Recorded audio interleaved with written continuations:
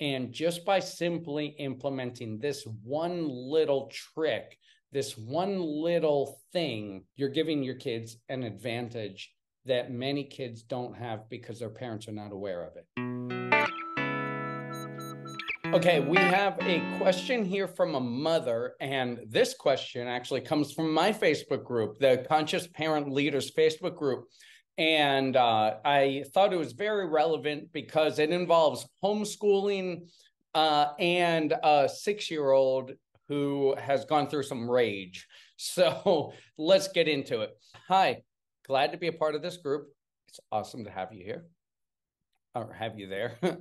I'm a mom who raised her children, worked a few jobs, then pulled them out to homeschool. This is becoming more and more common than when I was a kid. Homeschool was not very common. Now it's becoming more and more common, and there are some very good homeschool programs. It was going very well, but now my son is being very difficult. He is 6 years old. Okay. Same as my son. My son's 6 years old. Well, just about in a couple weeks here.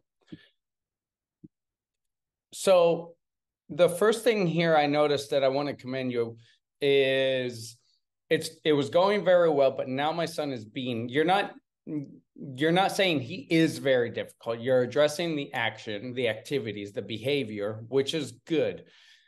He's being very difficult. At the library, here comes some examples.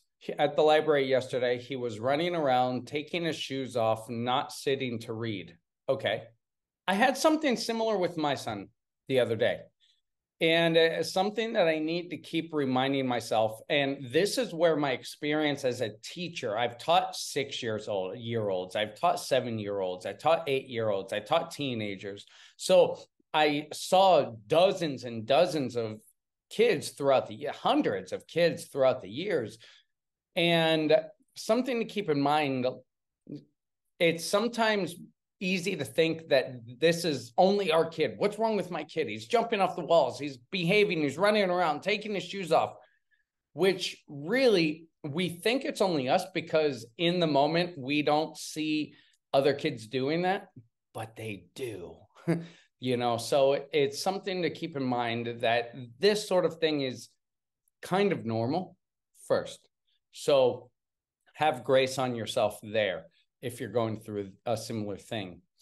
Running around, taking his shoes off. Okay, so I would actually ask in this case, what were you doing before going to the library? What happened, if you can remember, and this is anybody who has, a child, they do this kind of behavior in a supermarket or in a library or bookstore or, at a friend's house or whatever. Think about what were you doing before that? Because I ask it because of this. If they went from studying and coloring or drawing, doing something, or looking at the tablet or the TV, and they were very stationary, and now they get a chance to get a whole new environment.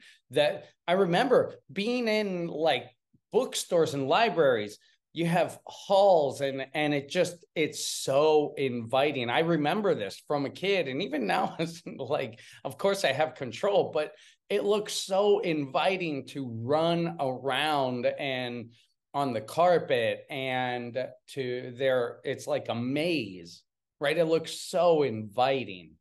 So all that to say, what were you doing before? If you were doing a stationary activity, he needs to get that energy out. And he's brought to this place that is so inviting. It looks kind of like a maze. And it looks comfortable. It looks like it's comfortable to take your shoes off. That's what I would say. Look at what happened before, what you guys were doing before. Was there a way you could take out his energy then and then go to the bookstore, right? You could, that could be an option.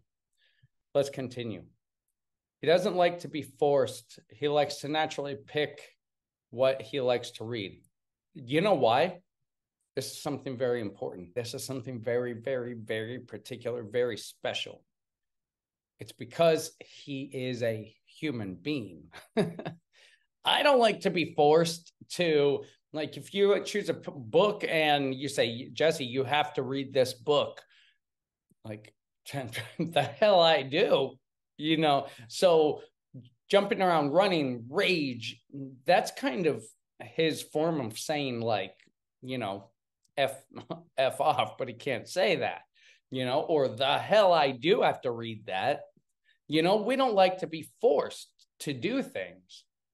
Like that goes against our nature. We are creative beings. We are creation. We are creators. We don't like to have, I know it's a very common thing. Kids like to have boundaries. Yes, but in a way that makes them feel safe, not in a way that makes them feel restricted, So that's very natural. And force, anytime we use this word force with kids or with ourselves or with our partners or with our career choice or whatever, whenever we use the word force, most likely the thing that comes after that is not done and presented in a healthy way, right? It's going to cause resistance, essentially. I'm going to force myself to go to the gym. You're not going to the gym. I'm going to force myself to wake up at 6 a.m. You're not going to wake up at 6 a.m. This is just human nature. Forcing causes resistance. That's something very important to know. Forcing causes resistance, right? So let's continue on to the screaming. So then he was screaming, and probably because he felt like he was forced, right? And probably told to sit down, stop running around and in this maze, and restriction. So then he's like this ball of tension just waiting to be released in the car, right? And that's probably my guess, just from reading this, that's probably where the rage comes from. But of course, you would have to like identify that with him, right? And also, like I say, always identify that trigger within yourself also. And he would just scream at us saying, "You're giving me a headache." This yours, Y-O-U'', by the way. Sorry, my English teacher habits came back.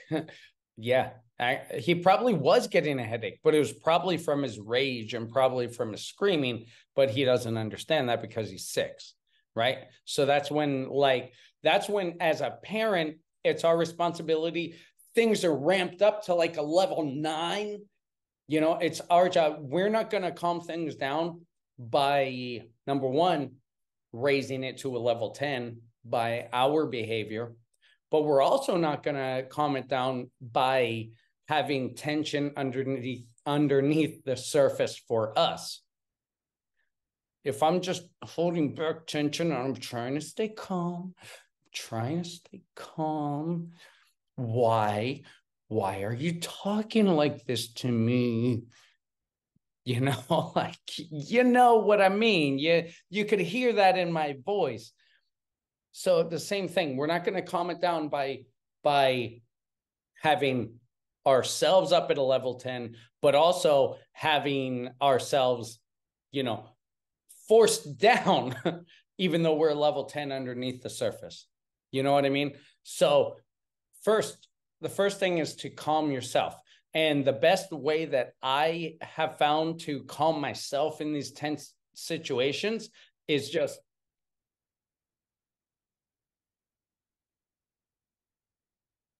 a pattern interrupt. Like I just did that just for the video. Sometimes it's something stupid like that, but sometimes it's breathing. Sometimes it's asking them an oddball question like, hey, what does this leaf look like? It looks like a giraffe to me. You know what I mean? Like, oh, see, look, if you look inside of here, if you look inside the hole in that pen cap, look, you can see the tip. Can you see does it look green to you or does it look black?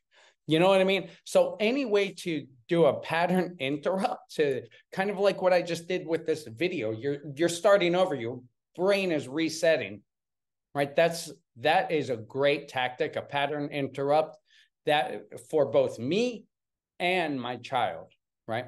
And breathing. Breathing is, you can have that level 10 under the surface, but breathe it away. Breathe it away. You know?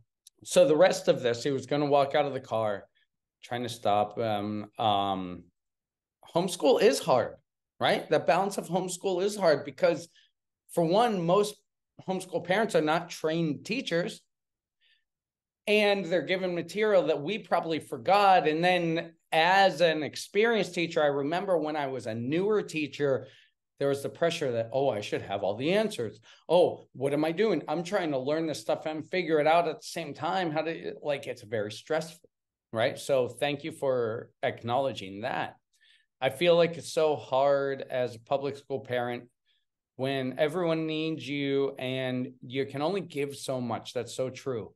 You need balance, and you also need to show your kids your own self-care. Yes, except for I would actually, let's rephrase this, and then I'll give you a takeaway to practice that I shared in the group, but I'm going to share it here.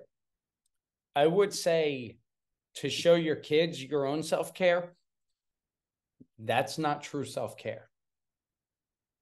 To really practice self-care, work on your own breathing, make sure you are presentable. You know, many times we're just so full of stuff in the day, we leave the house and whatever, I don't care.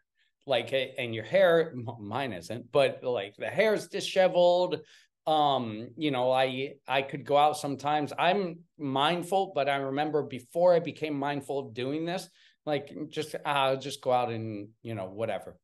And it's just like, you want to be careful how you present yourself, because you really are presenting yourself not only to the world, but to yourself, right? So it's a matter of self-care. Be presentable when going outside. Not just like, whatever, just like a hot mess hair. Okay, you don't have to like spend 45 minutes on your hair, but like, what about, you know, putting a brush through it? You know what I mean? So self-care, take some, you know, wake up a bit early and write, or do some stretching, or meditate, or just sit in the silence before everyone wakes up. Things like that, just some self-care. Give yourself a bath, take a little longer of a shower, something like that. Take care of yourself, but for you, not to show your kids your own self-care. That will happen anyway. That will happen anyway. But really genuinely take care of yourself. That is, you know, I can't stress that enough. And as far as picking books out to read, one action step here, again, I shared this in the group, but rather than forcing them to read this book, what if we created a bubble with maybe 2 or 3 options, no more than 3. We don't want to overwhelm him with choice, but make it feel like he has a choice in what he's reading. So give him an option. I like to think of it like a bubble. You're creating a bubble with a few options inside. Okay, so we came here to get a book. We need to get a book for, you know, science class or whatever. What about this? Do you want to learn about plants, or do you want to learn about animals? And then that's like, you're not giving them a yes or no. You're definitely not forcing one decision. You're not giving them a yes or no. You're giving them a choice. So that way, within this little bubble, he can choose what he wants to read. And this is a great way to ease up on the force, to not force things, and to give them autonomy, give them more than just the choice. You're giving them the power of choice in this case. You know what I mean? And that's very, very important that many parents don't give their kids. And just by simply implementing this one little trick, this one little thing, you're giving your kids an advantage that many kids don't have because their parents are not aware of it, right? Give them a choice. With it, it's not just free range, right? Within a bubble. Give them a choice, and see how that works for you. Other than that, thank you. Thank you for spending this time. Let me know if you want me to answer one of your parenting questions, then either send me an email or join Conscious Parent Leaders on Facebook and write a question down, and I'd love to address it, create one of these for you, create a coaching video for you in your specific situation. You can post anonymously like this person did, and regardless if you post anonymously or not, I do these videos anonymously, but I will see you in the next one.